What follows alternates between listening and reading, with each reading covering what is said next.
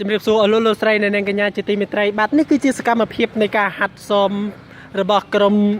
កីឡាបាល់ទាត់ជម្រើសក្រុមលីហូបាទដែលយើងត្រៀមប្រកួតជាមួយនឹងគ្រីស្ថានមីក្រូរ៉ែនថូអមរិតហើយម្យ៉ាងទៀតកីឡាករយើងគាត់នេះគឺជាបាទជម្រើសកសែប្រយុទ្ធបាទឯខាងនេះគឺជាគ្រូប្រវឹកបាទគឺលោកលេងផាលីគាត់គឺគ្រូប្រវឹកសម្រាប់ក្រុមនេះបាទលោកលោកស្រីនៅនាងកញ្ញាជាទីមេត្រីសម្រាប់គ្រីស្ថានមីក្រូរ៉ែនថូលីហូ